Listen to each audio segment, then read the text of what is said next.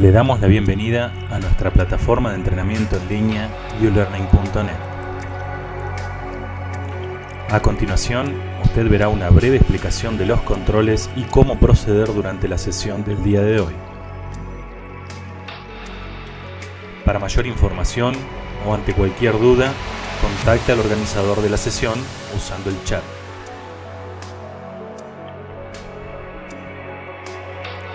La sesión del día de hoy se realizará en modo videoconferencia, por lo que el organizador controlará todas las cámaras y micrófonos para permitir que la misma se ejecute en forma prolija y ordenada.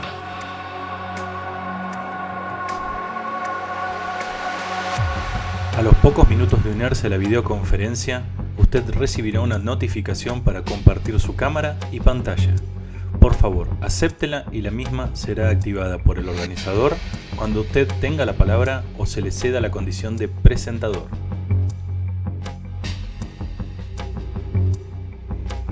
Por cuestiones de orden y prolijidad, no se utilizarán más de 6 cámaras en simultáneo, por lo que los participantes deberán esperar su turno o solicitarlo en cualquier momento para poder hablar.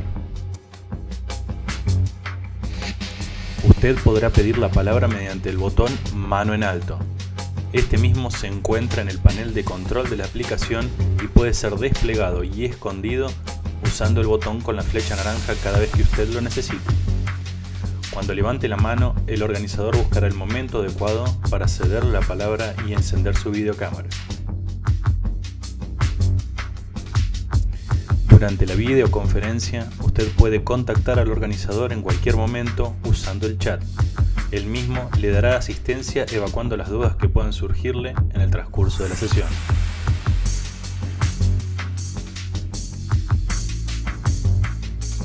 Esperamos que tenga una hermosa experiencia y podamos contar con usted en el futuro.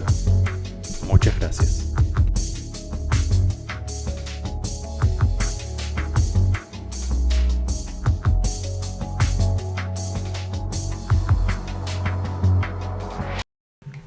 Buenas tardes a todos, veo que ya hay muchos conectados.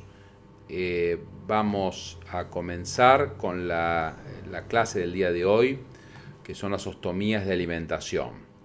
La charla estará a cargo del doctor Gary Durán, quien primero nos hará un paneo general de todas las ostomías de alimentación, las técnicas, las indicaciones y los resultados, y posteriormente comenzaremos con las preguntas y la discusión sobre los diferentes temas. Recuerden que cualquier inconveniente que tengan a través del chat para poder ir arreglándolo, por un lado, y por otro lado, cualquier pregunta a través del chat o levantando la mano podrán realizarlas, tanto por escrito o directamente comentándolas. Doctor Gary Durán, te pasamos la posta para dar la clase del día de hoy.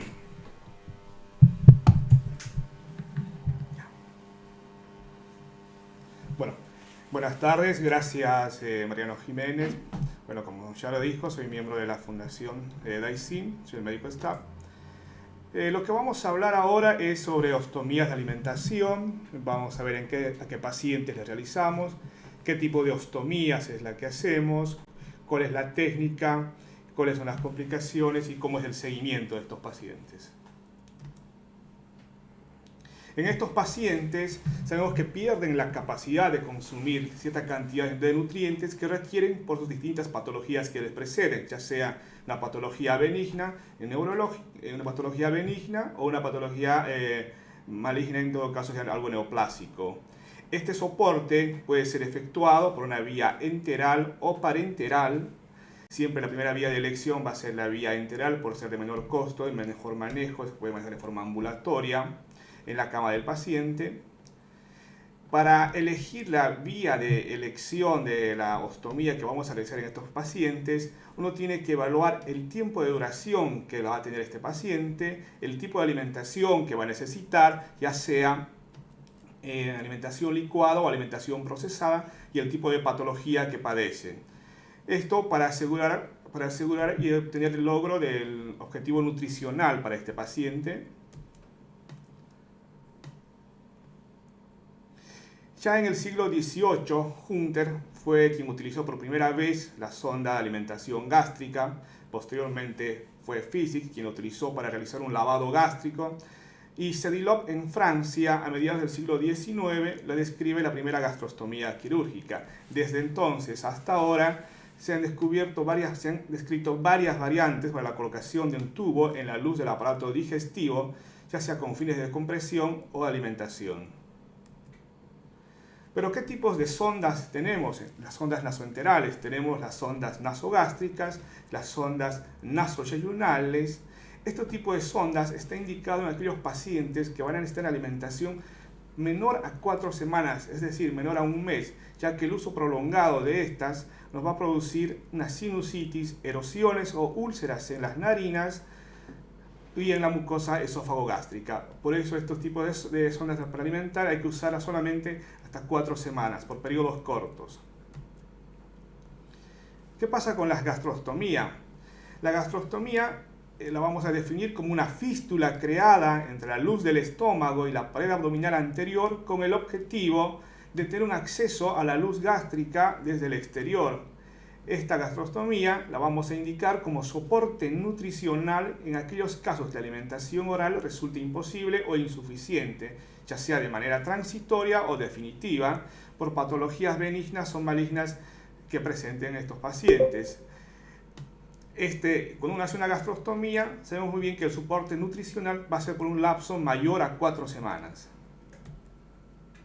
Como dijimos, las indicaciones van a ser primeramente para la nutrición en pacientes con neoplasias obstructivas orofaringeas, tumor esófago superior, en enfermedades neurológicas como la ELA, la esclerosis lateral amiotrófica, los pacientes psiquiátricos, pacientes con demencia senil, con trastornos de deglución, pacientes con traumatismos de cabeza y cuello, tumores de cabeza y cuello, los pacientes neuroquirúrgicos con ACV, hemiplegias y pacientes con estados caquéticos que van a requerir soporte nutricional. También nos sirve hacer una gastrostomía como una vía de introducción para las prótesis autoexpansibles, es decir, cuando un paciente tiene un tumor de páncreas o tumor de duodeno, nosotros necesitamos colocar un stent duodenal a ese nivel. Una vía de acceso más corta es la vía de la gastrostomía percutánea, que lo hacemos como una vía de acceso para colocar este stent y así normalizar el aparato digestivo, que siga todo el paciente con una alimentación por vía oral y no así por una gastrostomía. También sirve para descompresión gástrica en pacientes posoperatorios de un bypass gástrico, en las cirugías bariátricas, que en el posoperatorio hacen una distensión del estómago remanente, y la indicación en estos casos es hacer una gastrostomía percutánea, que lo dejamos por 2 a 3 semanas hasta que haya un buen funcionamiento del pie de la IE. ¿Qué vías de abordaje tenemos para hacer una gastrostomía? Tenemos las laparotómicas, que pueden ser los WITS o los STAN, que no los vamos a describir. Las técnicas mini-invasivas, la radiológica o percutánea. Tenemos la endoscópica, que puede ser también en forma combinada. La laparoscópica y también las que son guiadas por guía tomográfica y ecográfica. La gastrostomía percutánea fue descrita en 1981 por un cirujano canadiense que es Preshaw. Pero ¿cuáles son las contraindicaciones para realizar una gastrostomía percutánea? Vamos a tener contraindicaciones absolutas y las contraindicaciones relativas. Las absolutas son aquellos pacientes que tienen un tumor gástrico infiltrativo, difuso, pacientes que tienen un trastorno de la pared gástrica, pacientes con una gastroparesia, pacientes que presentan una interposición del colon transverso, es decir, cuando uno va a hacer una gastrostomía, hacer la insuflación del estómago y se observa por mediante guía radioscópica la interposición del colon entre el estómago y la pared abdominal, por lo cual es una contraindicación realizar una gastrostomía.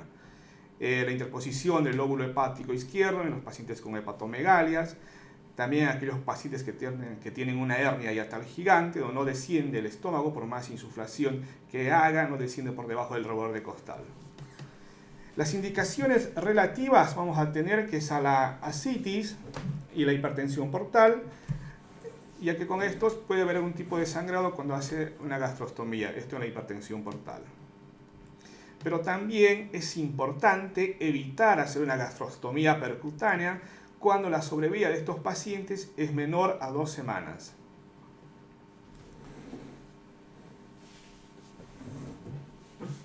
En cuanto a los materiales, ¿qué tipo de materiales necesitamos para realizar este tipo de procedimientos?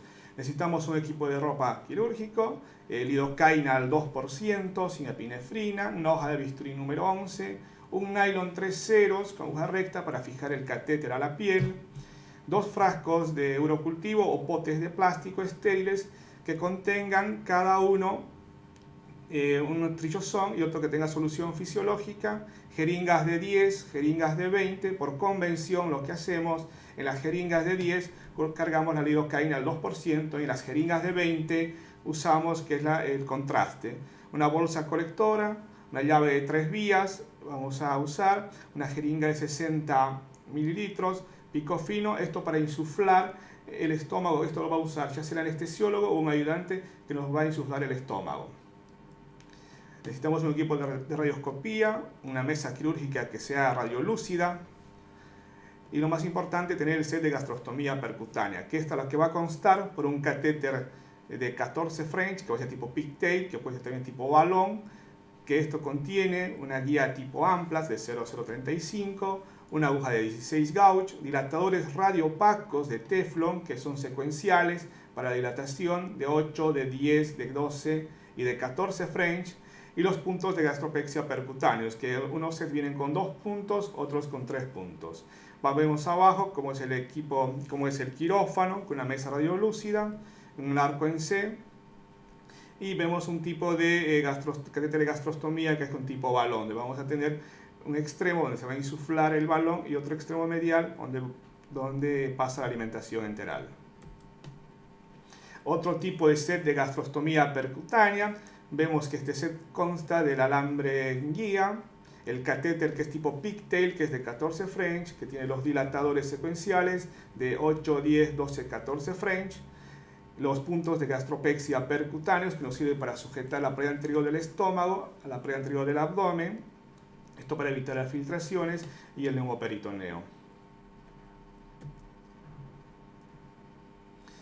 ¿Cómo es la preparación en este tipo de pacientes? Un ayuno de 6 horas, una profilaxis antibiótica, hace una sedación con midazolam, la colocación de la sonda nasogástrica, si en caso el paciente va a quirófano sin una sonda nasogástrica debido a la obstrucción tumoral del esófago superior o tumores de cabeza y cuello, lo que se hace es colocar la K108 o una sonda en quirófano con un catéter de 4 o 5 French y con un alambre guía tipo Roadrunner, que uno va con este catéter y con guía radioscópica pasando la obstrucción, esa estenosis, hacia el estómago, y de esta manera, una vez que tenemos el catéter en el estómago, poder insuflar y poder hacer el procedimiento. Si en caso no se puede hacer la insuflación del estómago, no es viable esta técnica.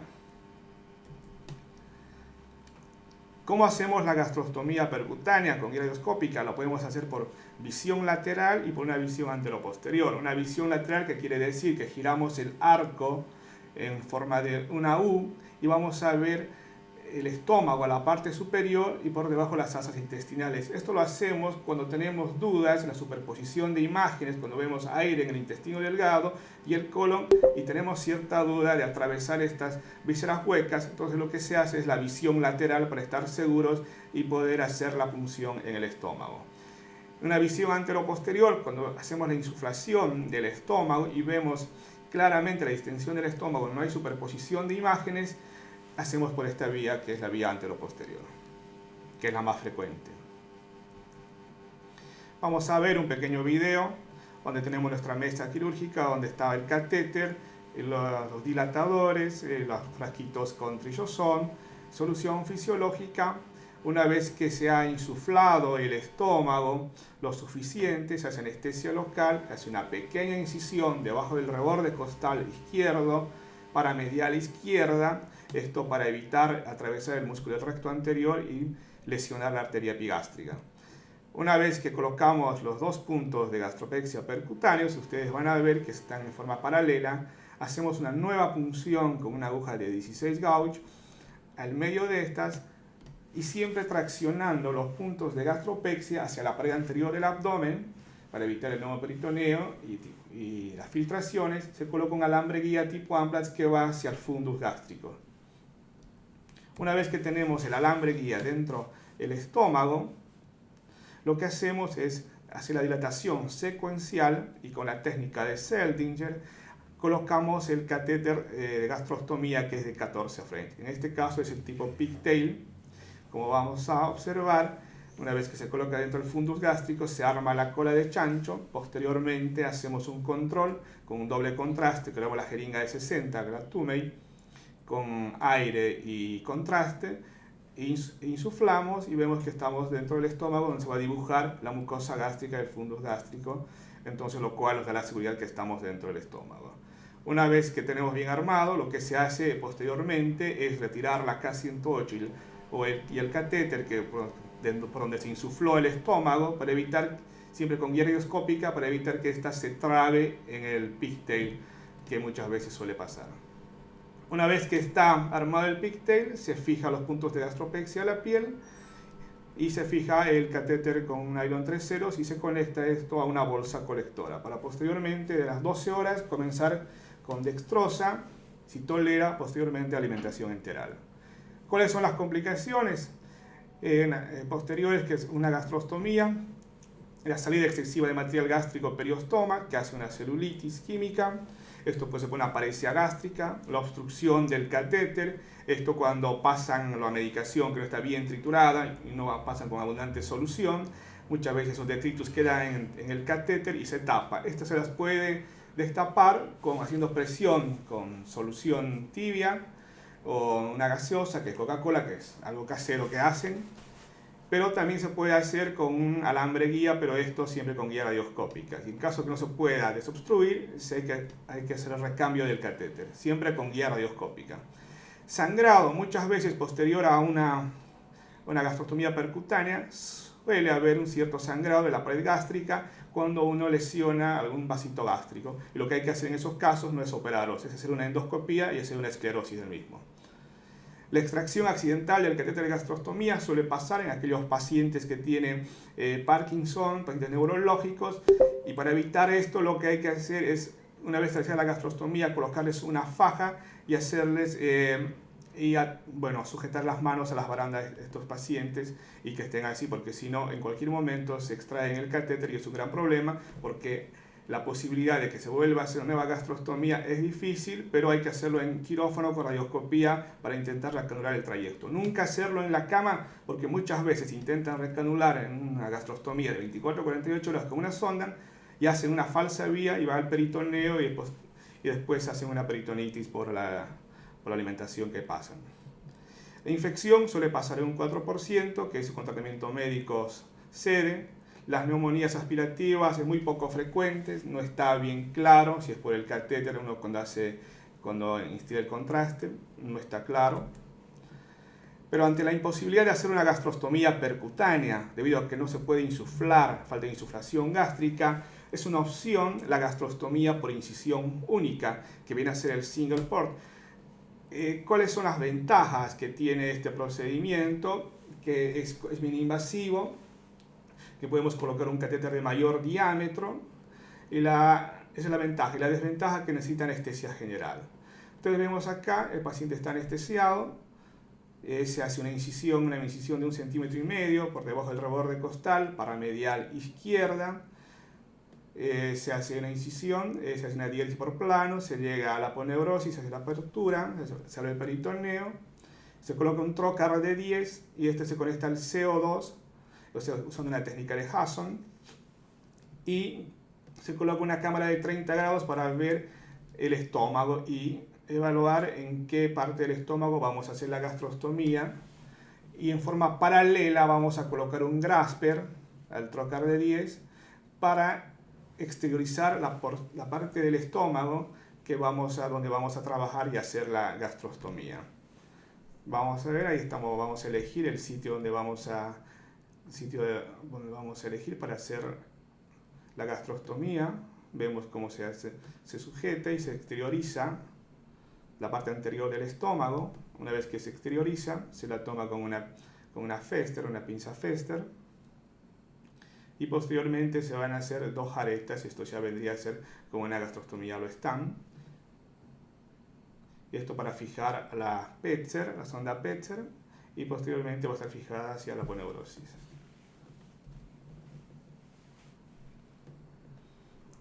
Vemos cómo se va haciendo la jareta.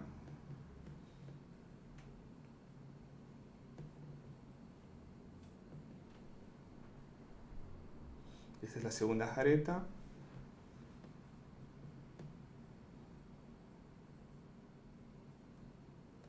Una vez que se hizo la jareta, se hace la gastrotomía con electrobisturí. Se hace la apertura de lo mismo con una Bertola. Y se coloca la sonda Petzer, que es de 18 o 20 French, que son catéteres de mayores diámetros. Una vez que se coloca la Petzer dentro del estómago, se fija con las 2 jaretas.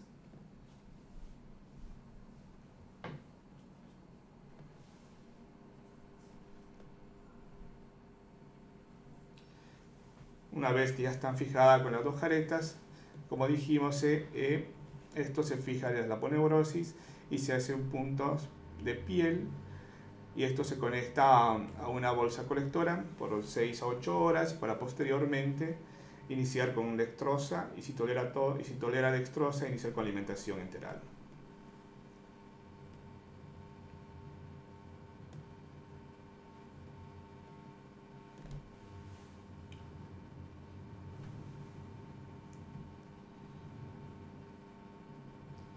Cabe recordar que esta gastrostomía por single port es cuando no podemos insuflar el estómago, ya sea por un tumor de esófago medio, un tumor de cabeza y cuello, que es imposible hasta pasar con un catéter de 4 French o con alambre hidrofílico. Ante la imposibilidad de poder pasar esta obstrucción y llegar hasta el estómago para insuflar el estómago, es una opción hacer la gastrostomía, que es el single port.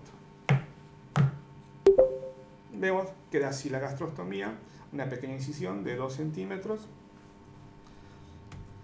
Las ventajas, como dijimos: adecuado calibre para alimentación temprana, es mini-invasiva, técnicamente sencilla.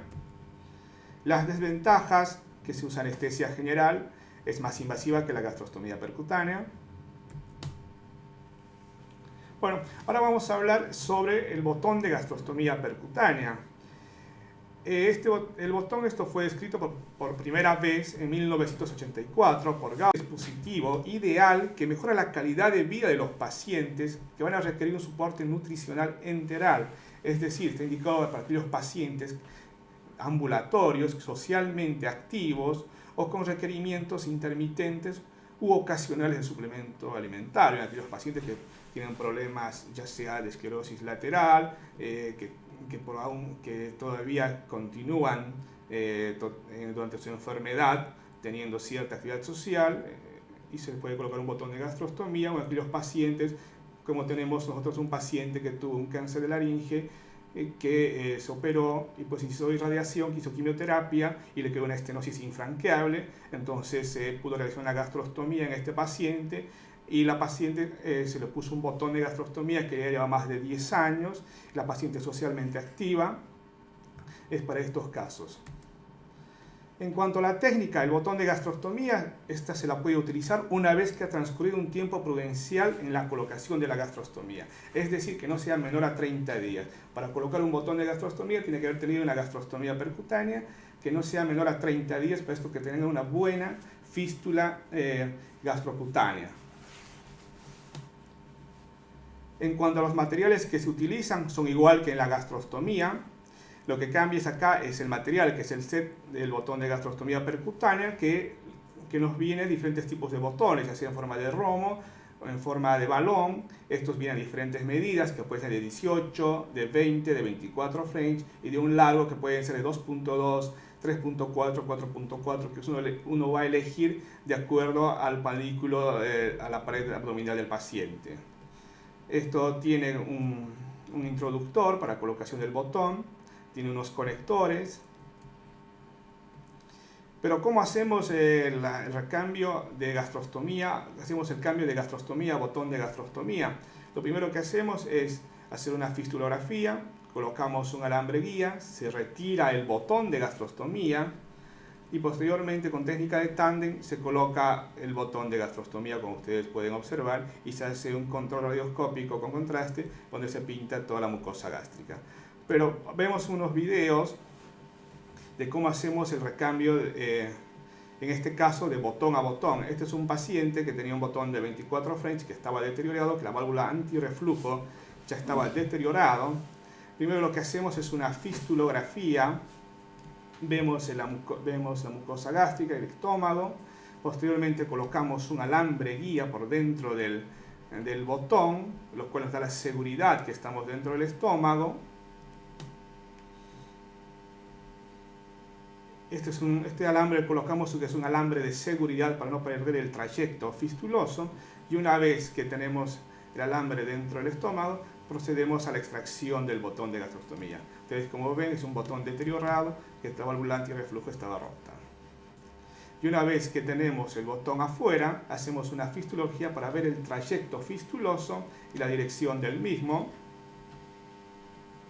Hacemos una pequeña dilatación con estos dilatadores de Teflon que vienen de 18, de 20, 24 French en los sets de gastrostomía.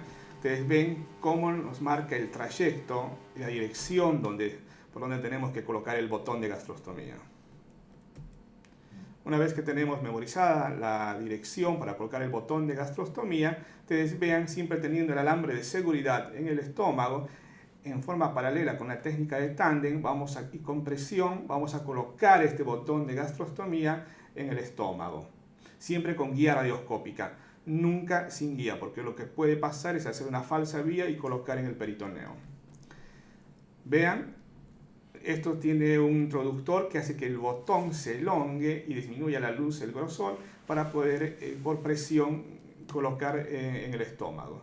Una vez que estamos el botón dentro del estómago, uno siente una cierta resistencia. Cuando vence esa cierta resistencia es cuando está en el estómago. Queda de esta manera el introductor, con el alambre de seguridad siempre dentro del estómago. Y una vez que tenemos el botón dentro del estómago, hacemos un control fluoroscópico, colocamos un conector al botón y hacemos una fistulografía con un doble contraste, que es aire con trillosón y solución fisiológica, donde nos insufla todo el estómago y vemos el contraste en el fundus gástrico. De esta manera estamos seguros que está el botón dentro del estómago y no así fuera de la cavidad. Una vez que estamos seguros, retiramos el alambre de seguridad y terminamos el procedimiento. ¿Qué tipo de botones tenemos? Tenemos el Romo, tenemos el de balón. El de Romo es un poco más difícil la colocación porque uno tiene que seguir el trayecto. El de balón es más fácil porque es con la técnica de Seldinger, tiene menor fuerza, se usa menor fuerza para colocar el botón dentro del estómago. La durabilidad del botón, va a estar en relación a la fatiga del material, es decir, debido al material que distingue que es de poliuretano, del siliconado, al igual que las ondas nasogástricas. Pero con el uso generalmente esas van a presentar obstrucción, rotura o falla de la válvula antirreflujo, que son las causas por las cuales se hacen recambios en estos botones. Pero ya a su vez, como les dije, hay dos tipos de botones, el domo y el de balón. ¿Cuáles son las complicaciones? La pérdida del trayecto fistuloso, uno cuando hace por presión una técnica de tándem, cuando uno no le da el ángulo adecuado para colocar el botón de gastrostomía, muchas veces puede descolgar la pared anterior del estómago del abdomen y hacer una falsa vía, y en esos casos siempre cuando uno hace un botón, coloca un botón, tiene que tener un alambre de seguridad. Por si pasan estas cosas, si se descuelga el estómago, se coloca un catéter de gastrostomía para descomprimir el estómago y después de 48 horas volver a iniciar la alimentación en estos pacientes. Un botón inadecuado, muchas veces pasan que cuando uno coloca botones cortos en los pacientes obesos, o sea, que necesitan botones de mayor longitud, es decir, de 4.4, a veces coloca de menos o de 3.4, el botón nos queda en el trayecto y es un gran problema porque la alimentación a veces se va hacia el peritoneo y no se puede alimentar el paciente. la formación de granulomas alrededor por reacción del botón, la celulitis, que estos con antibióticos ceden. Pero ¿qué pasa con las yeyonostomías transgástricas? Esta la vamos a definir como todo orificio efectuado en el yeyuno con criterio de alimentación, pero hoy se puede acceder a colocar una sonda de alimentación en el yeyuno a través del estómago. Pero para utilizar esta vía es necesario que el estómago esté sano anatómicamente. ¿Cuáles son las indicaciones para hacer una yeyonostomía transgástrica o gastroyeyonostomía, que lo llamamos comúnmente? Es retardo en el vaciamiento gástrico, gastroparesia, alimentación temprana en la pancreatitis aguda, que tenga antecedentes o alta probabilidad de reflujo gastroesofágico, que son las indicaciones para realizar una gastroyeyuno. Las contraindicaciones para la yeyonostomía transgástrica son las mismas que la gastrostomía. En cuanto a la técnica, esta la podemos realizar por vía laparotómica, por vía percutánea, por vía endoscópica. Para realizar esta gastroyeyonostomía percutánea, uno sigue los mismos pasos que una gastrostomía, pero hasta la punción gástrica. Una vez que hace la punción gástrica, uno tiene que dirigir el alambre guía y el catéter hacia el píloro para poder pasar el píloro y así hacia el ángulo de Treitz, y con técnica de Seldinger colocar el catéter de gastroyeyuno. Los materiales que se usan son los mismos para una gastrostomía percutánea, lo que cambia es el set de gastroyeyonostomía percutánea, que viene con los puntos de gastropexia percutáneos. Es decir, se puede hacer una gastroyeyonostomía percutánea de cero, es decir, sin que tenga previo una gastrostomía, sí. Por eso es necesario que este set tenga los puntos de gastropexia. Pero también se puede hacer, mayormente lo que hacemos es convertir muchas veces gastrostomías a gastroyeyunos cuando estos pacientes presentan reflujo o paresia gástrica y tienen un reflujo periostoma importante por la paresia gástrica, entonces convertimos a gastroyeyuno, en lo cual no usamos los puntos de gastropexia, porque ya tienen el trayecto hecho y la fístula ya consolidada. Vemos ahí el tipo de gastroyeyuno, que tienen dos vías. En este caso es un catéter de gastroyeyuno que tienes con balón, que estaba para el estómago. Tiene un extremo que es que va al estómago, un extremo que las fenestras proximales y las fenestras distales que van al yeyuno, por donde va a pasar la alimentación enteral. Siempre por el extremo gástrico que va a las fenestras proximales, pasar la medicación bien triturada y con mucha solución. Nunca pasar por el catéter de yeyonostomía, porque se pueden obstruir fácilmente y lo que hay que hacer son los recambios muy tempranos. Vemos acá otra imagen donde les comentaba, en aquellos pacientes que tienen a veces gastrostomía percutánea, tienen paresia gástrica y hacen reflujo, hacen una celulitis química. Entonces, en estos casos tenemos que convertir a una gastroyeyuno o yeyonostomía transgástrica, pero si no tenemos el material en el momento adecuado, porque la obra social no lo trae en el momento justo, lo que hacemos es colocar una K108 distal al ángulo de Treitz, hacia el yeyuno, y en el estómago colocar una sonda tipo Foley para descomprimir el estómago y evitar toda esta celulitis química que presentan en la piel. En este procedimiento lo más importante es la angulación de la aguja del sitio de la punción, es decir, que tiene que estar orientada hacia el antro con el fin de poder facilitar la condenación del píloro, de esta manera pasar al ángulo de Treitz y al yeyuno. ¿Cómo tiene que ser el cuidado de estos catéteres? Es recomendable siempre limpiar con 10 a 20 centímetros de agua tibia luego de cada uso, es decir, de cada alimentación, y si se usa una bomba continua, hacerla no menos de 2 veces por día. En cuanto a los recambios, se deben tener ciertas precauciones: la conservación del trayecto cutáneo mucoso, la necesidad de siempre realizar con el tipo de fluoroscopía para su control, y cuando uno hace un recambio, usar un alambre blando, es decir, entre el Amplatz y el Roadrunner, que es el Guía Right. Mariano, ¿te acuerdas? El alambre de recambio, no me acuerdo de este momento. El alambre de recambio. El alambre de recambio, esto para evitar las perforaciones del intestino.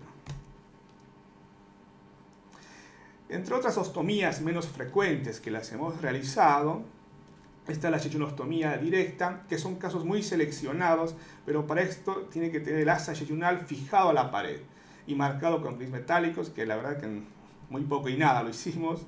Sí, lo que realizamos son hepáticos yejunostomía, que son casos seleccionados donde se las realiza cuando el paciente tiene una vida menor a 2 meses y este paciente tiene una obstrucción duodenal infranqueable, por lo cual no hayamos podido colocar un stent duodenal, que sería lo ideal.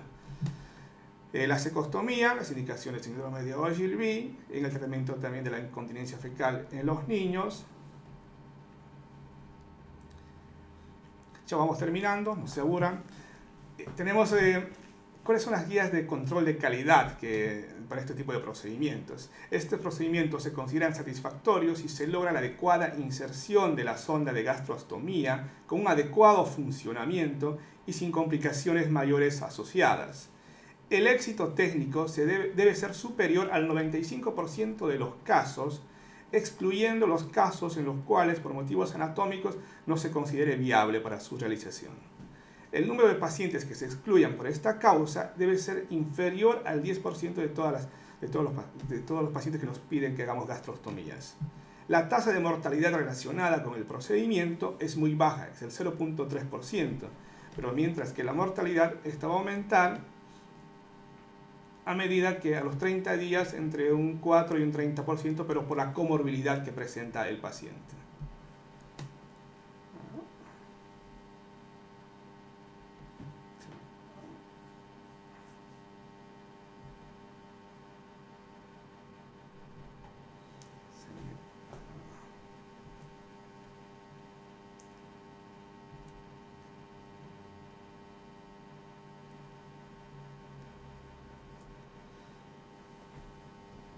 Bueno, eso es todo. Gracias. Perfecto.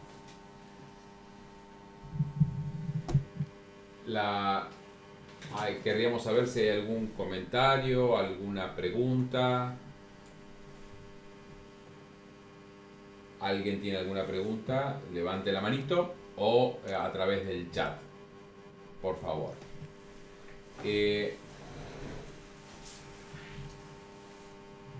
Mientras van pensando y se van anotando para las preguntas, yo tengo una primero. Bueno, Gary, muy buena la charla, muy clara, muy didáctica. La pregunta claramente es, la idea es, hay gente que hace el recambio de los botones en la cama del paciente directamente, con la idea de que está el trayecto consolidado y por lo tanto no habría mayor inconveniente. ¿Qué pensás al respecto?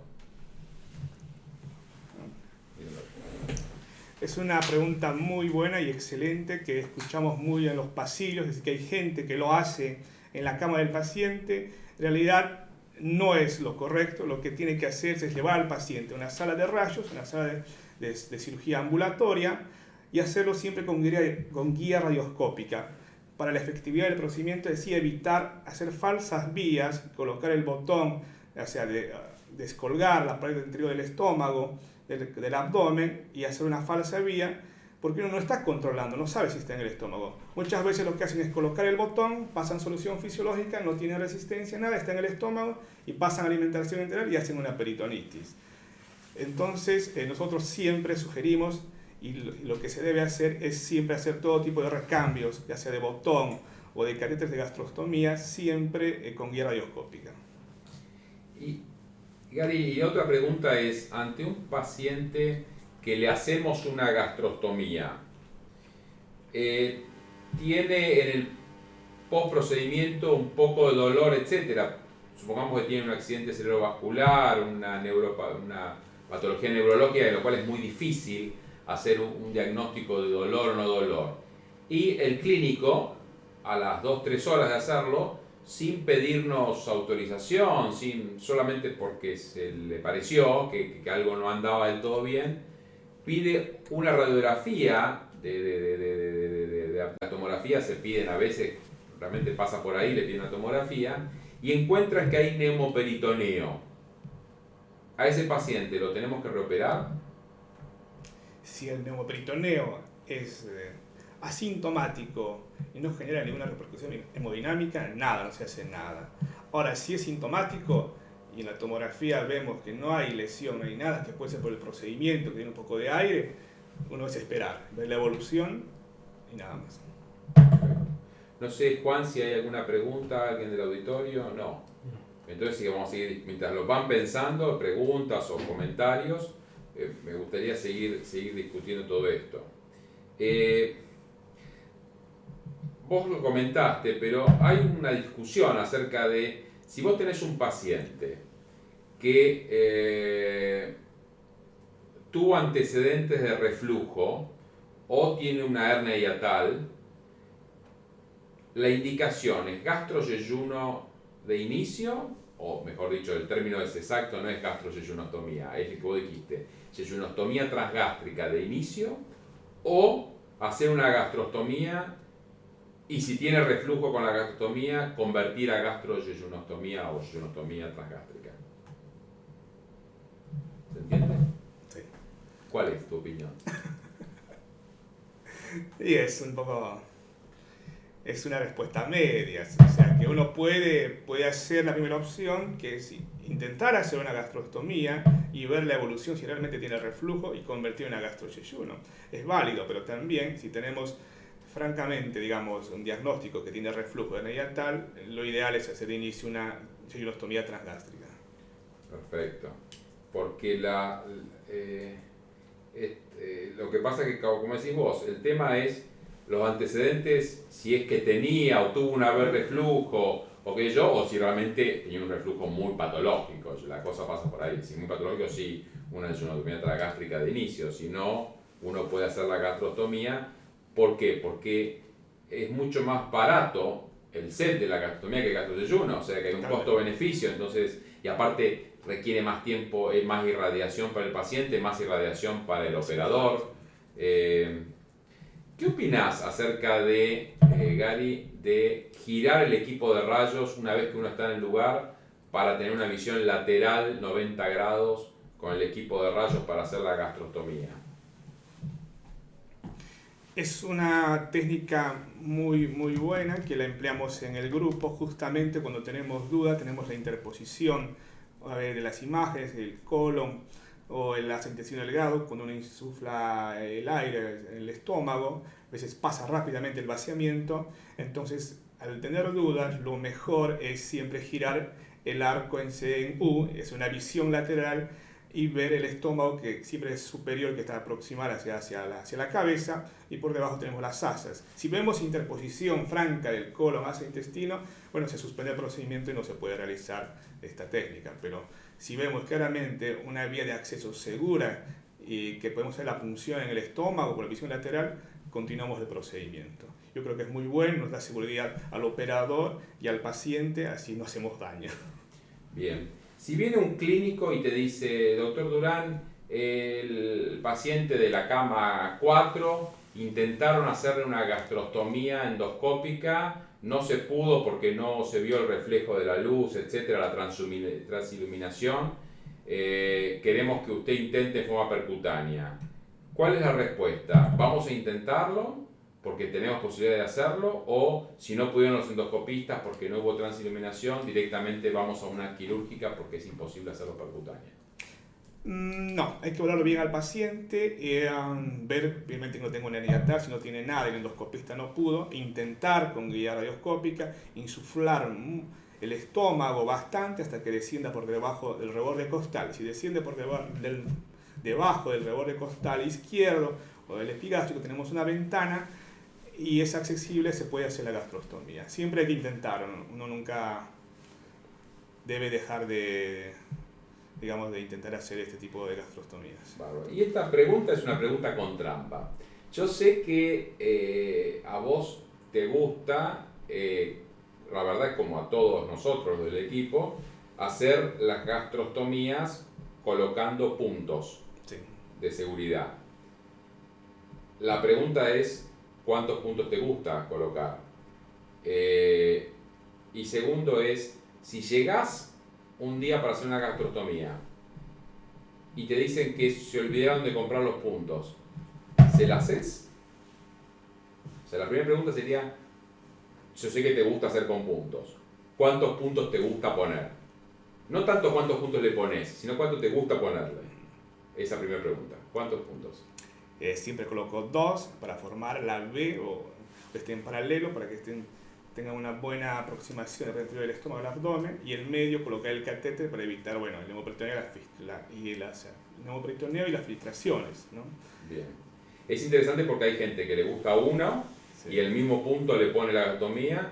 Hay gente que le gusta 2 como vos. Hay gente que le gusta 3 formando un triángulo, en el medio del triángulo poner el catéter. Sí. Más de 3 no he visto, pero eso es los 3, los 1, 2 y 3. Pero la pregunta entonces es, un día llegás para hacer una gastrostomía y te dice, doctor Durán, nos olvidamos de comprar los puntos. ¿La suspendés la gastrostomía? ¿La haces igual o la haces igual y con miedo? Yo creo que eso podría ser, pero con miedo, porque la verdad que muy pocas, bueno, casi nunca la hicimos, pero hay trabajos que escriben que tiene la misma seguridad de colocar puntos, o sea, sin puntos. Pero la verdad que lo haría, pero con mucho miedo y mucho cuidado, ¿no? Y acá digo, ¿por qué es la duda? ¿Por qué es la pregunta con trampa? Vos tenés una experiencia enorme en drenaje de pancreatitis aguda, enorme. Siempre el primer drenaje que le pones a un paciente con pancreatitis, o prácticamente siempre, es un drenaje transgástrico. Nunca le pusiste un punto. Y le diste de comer muchas veces al día siguiente. ¿Por qué la diferencia? Epa, esa es la trampa de la pregunta. Es muy buena pregunta. Habría que hacerla. Es una pregunta que yo también me hago, por eso, pero te la digo a vos para que, a ver, no sé. Yo no tengo respuesta, pero por ahí vos. Lo estamos pensando, la verdad que no habría que... No. Habría que ver, porque en definitiva, para una cosa sí o sí con puntos y para la otra nunca, porque nunca hemos puesto puntos para drenar un páncreas transgástrico. Por ahí puede ser, porque atravesamos las dos caras, anterior y posterior. Sí. Pero si va a filtrar igual, porque muchas veces lo drenamos y si el paciente está bien, al día siguiente o al otro le damos de comer. Sí, habría que verlo, la verdad que habría que verlo. Habría que ver. Y es cierto lo que vos decís, que hay trabajos randomizados que dicen que es lo mismo, que el índice de complicaciones es el mismo. Lo que pasa es que uno se siente más seguro si tiene el estómago amarrado a la pared, eso claramente, eso sí que es cierto. Juan, hay 2 preguntas. Sí, hay 3 en este momento. Dale, contalas. No, se está conectando el doctor Mariano Palado. Te escuchamos, Mariano.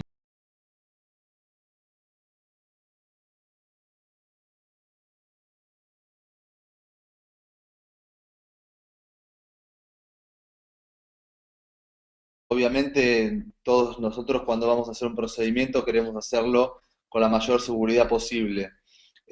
A mí la única vez que me ha pasado algo parecido es de tener los puntos, de que se me cortaron los 2 puntos y me quedé con los 2 puntos adentro cortados y la gastrostomía, y la coloqué igual.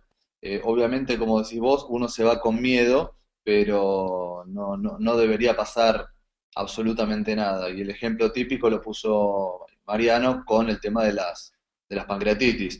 La cosa es que uno es un paciente electivo, estos pacientes con la gastrostomía está alimentándose por una sonda, entonces uno por ahí puede diferir un poco el procedimiento, mientras que una pancreatitis por ahí no. Entonces yo si me olvidé los puntos, o los voy a buscar corriendo y lo hago más tarde, o lo hago el otro día. La pregunta y sería, ¿está Eduardo Houghton Ok, ahí hay que también? responder. Entonces, yo me pongo acá con Gary y estamos los 4 ahora. Entonces, vamos a ver, ¿qué hacemos? A ver, ¿qué harías vos, Eduardo? ¿Se cortó? Está ahí. No sé si me están escuchando. Hola, ¿me escuchan ahí? ¿Ahí me escuchan? Hola, ¿sí? Bueno, felicitaciones, Gary, la verdad de la charla muy buena, muy interesante. Acá estamos por empezar un caso. en el sanatorio.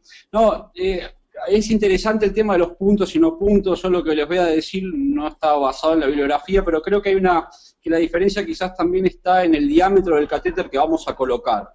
Creo que es más difícil poner sin puntos un catéter de gastrostomía de 18 French que uno de 14 o en los transgástricos que ponemos para las pancreatitis que son de 10 French.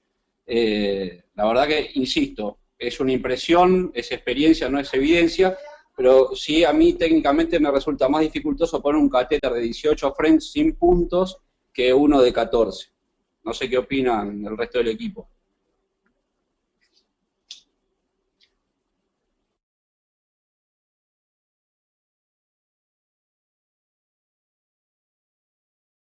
Colocar un poco más difícil, pero bueno, esto es como todo, hay que hacer para decir, bueno, si se puede hacer realmente. Bueno, sé que algunos lo han hecho, pero bueno, habría que comenzar a hacer gastrostomías y ver la evolución. Bien, sí, sin duda, sin duda. No sé si tenías alguna otra pregunta, Juan. El doctor Chungata. Doctor Chungata. Hola. Buenas tardes. ¿Cómo está, doctor? ¿Me escuchan? ¿Sí? Hola. Sí, yo quería, bueno, tenía un problema, quería hacer primero un comentario sobre la pregunta que hizo usted. A mí, sí, rápidamente se me ocurre también que puede haber una diferencia entre el tipo de pacientes, ¿no? Si bien es cierto que los pacientes que se les hace gastrostomía, muchos tienen ACV, pero no son pacientes tan complejos como pues, una necrosis pancreática infectada, en la cual se ponen ese tipo de catéteres. Y el paciente también con la necrosis posterior a los catéteres se hacen lavados, o sea, se llega a ver filtrado, creo que por ahí no se va a notar tanto como un paciente que se le hace solo una gastrostomía. Si se llega a filtrar algo, pues sí va a haber alguna reacción peritoneal, si va a tener dolor, algo, ¿no? Creo que por ahí va la diferencia. Y la pregunta que quería hacer es si las gastrostomías o la gastrostomía transgástrica siempre se hacen con anestesia general o en algunos casos se puede hacer con otro tipo de anestesia. Hola Omar, ¿cómo estás? Bien, mira, estos procedimientos siempre se hacen con una sedación que es suficiente, es como hacer una gastrostomía. Por ahí vas a tener un poquito de dificultad al pasar el píloro, que cuesta canular el píloro para posteriormente colocar el hambre guía y llegar hasta el yeyuno, ¿no? Pero estos procedimientos se hacen con una sedación. Hola. Sí, él escuchó, ¿no? ¿Alguna pregunta más? No por ahora. Bien, ¿puedo hablar? Ah, bárbaro. A ver, el tema entonces, ante una gastrostomía que está funcionando bien, el paciente la tiene hace 9 meses, 6 meses, 9 meses, está funcionando bien, no se tapa, viene el familiar y te dice la tiene hace 6 meses, 9 meses, lo tenemos en la casa, etc. Queremos cambiar un botón. La gastrostomía que tiene el paciente es una gastrostomía de 14 French. Entonces quiere cambiar un botón. La pregunta es, ¿cambiamos el botón? ¿Cambiamos por otra gastrostomía? Le decimos que mientras funcione no la tocamos. ¿Qué hacemos? Bien. Si es o sea, se puede cambiar la gastrostomía, pero en todo caso sería mucho mejor colocar un botón de gastrostomía, un botón de mayor frenchaje, en este caso podemos colocar unos 18 French o 20 French, para que la alimentación ya no sea procesada, sino sea licuada, es decir, que lo pueden hacer en la licuadora, los vegetales, el pollo, y pasarle eso con infusiones. Si vamos a ver eso, es mucho mejor pasar un botón de mayor frenchaje, que es más cómodo y fácil de utilizar, ya que el paciente está en la casa o muchas veces está en un geriátrico. Perfecto. ¿Y qué diámetro de botón preferís colocar? Uno de 20 French. 20 French. 20 French. Bien. Porque antes colocábamos siempre de 24. Sí. Y ahora hemos visto que hay menos complicaciones si ponemos 18 o 20 y los resultados no cambian mucho, ¿no? Sí, esto de pasar de golpe a un botón de mayor frenchaje 24 French lo vimos porque hay momentos que en estos pacientes, cuando tienen mucho tiempo, hacen pequeñas filtraciones. Después no nos queda más frenchaje, o sea, más botón de mayor frenchaje. Entonces lo que estamos haciendo ahora, y lo que habíamos quedado en el grupo, es comenzar con botones de mayor frenchaje que igual tienen la misma, digamos, el mismo aporte nutricional en estos botones, ya sea con colaciones, con un 20 French, y si, digamos, ese ostoma tiene una pequeña filtración o se va ensanchando, decirlo vulgarmente, podemos colocar un botón de mayor frenchaje en el último caso, que es el de 24 French. Perfecto. Que tenemos una opción más, ¿no? Un paso. Algo comentaste, pero suponete que vos tenés un paciente que le hiciste una gastrostomía y el paciente empieza a perder perigastrostomía y pierde de una manera importante perigastrostomía, tanto comida cuando le pasa la comida como pierde el líquido gástrico alrededor de la ostomía. No hay un abdomen peritoneal en absoluto, el abdomen está muy bien, pero hay una irritación de la piel, etc. ¿Cuál es la primera indicación que hacemos con estos pacientes? ¿Qué es lo primero que hacemos? Primero lo que hay que hacer en estos pacientes antes de pasar una ginenostomía transgástrica es medidas higiénico-dietéticas, que son el paciente estar en 45 grados, dar gastroquinéticos cada 6 horas y la alimentación que tenga que ser fraccionada varias veces al día y en poca cantidad. Si no mejora con este tratamiento, que son medidas higiénico-dietéticas, bueno, el paso siguiente es hacer la ginenostomía transgástrica. Perfecto, perfecto. No es la indicación es pasar a mayor frenchaje, como a veces yo he visto que alguna persona hace, que si anda mal de 20 le ponen y pierde peritubo, ponerle 24, porque si no después va a tener que ponerle 74 para darle. Bien, así como la vez pasada, el martes pasado, mientras el doctor Houghton estaba dando su conferencia, vos, Gary, estabas trabajando. Ahora vos estás dando la conferencia y el doctor Houghton con el doctor Aquafresca están en una de las clínicas, está haciendo un drenaje en tomografía. Yo no sé si ahora están conectados o se han desconectado para empezar a trabajar. No sé, Eduardo, si estás, o el doctor Aquafresca, si están online o se han desconectado. ¿Se han desconectado? Estamos conectados, Mariano. Para hacer el drenaje, cuéntenos. Estamos empezando a hacer el corte inicial tomográfico para identificar la colección, a ver si la podemos ver. Es un drenaje post cirugía urológica. Sí, correcto. Una cistectomía con 2 ureterostomías bilateral, ureterostomía bilateral. Exactamente. Ya lo habíamos drenado hace una semana, hicieron una tomografía de control y supuestamente aparece una imagen residual en uno de los sitios de punción. Perfecto. ¿Estaba con fiebre la paciente? No, ahora estaba asintomático, Doc. Hicieron la tomografía de control, estando asintomático estaba febril. La vimos hoy con Pablo Aquafresca y exacto, estaba asintomático el paciente, pero en la tomografía tuvo una colección, tenía una colección residual, pero el paciente está recibiendo pipertazo, por lo tanto la idea con los infectólogos fue que a pesar de estar asintomática, antes de darle el alta, drenarle, posiblemente con punción y aspiración, porque si esto debe ser un urinoma y no más que eso. Si viene PUSI, colocar un drenaje, pero si no, yo creo que una punción de aspiración es suficiente. ¿Qué pensás, Eduardo?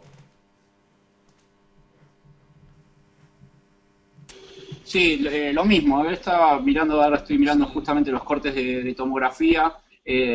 y creo que es una colección que me parece que no estaba cuando lo punzamos nosotros, porque la que punzamos nosotros la semana pasada estaba más alta. Pero sí, la idea sería esa, punzar y ver qué débito tiene y vemos si colocamos drenaje o no. Perfecto. Bueno, la idea obviamente hoy es de ostomía, pero bueno, la idea es que tiene que ser un curso dinámico, un curso que van apareciendo los casos mientras estamos dando las charlas, y la idea es estar hablando y discutiendo un poco todo lo que es mini-invasiva. No sé si hay alguna pregunta final o un comentario final de alguien de los que están escuchando la charla. Si no, está mostrando las imágenes. Esa es la imagen, Eduardo. Exacto, esa es la imagen. No sé si la llegan a ver.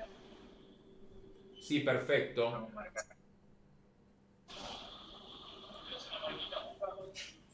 Es la que estás marcando con la manito, perfecto. Exacto. Bueno, así que ahora estamos ya preparando para la punción. Perfecto. Bueno, mucha suerte. Espero que terminen pronto. Y bueno, y nos vemos mañana. Gracias, hasta luego.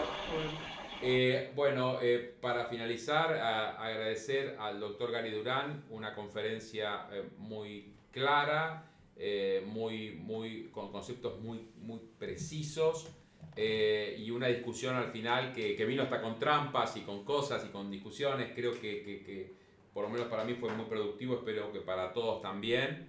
De nuevo, gracias, doctor Durán, y bueno, ahora nos queda que sepan que van a poder revisar las charlas anteriores y esta en el canal privado de YouTube, y que el martes que viene el doctor Palermo y el doctor Durán nuevamente vamos a tener una charla y discusión muy interesante sobre todo lo que puede ofrecer lo mini invasivo en las complicaciones y secuelas de las cirugía bariátrica y metabólica. Creo que va a ser una charla muy instructiva también, la del martes próximo, y creo que va a haber una discusión muy caliente también. Doctor Durán, muchas gracias. Hasta luego, gracias.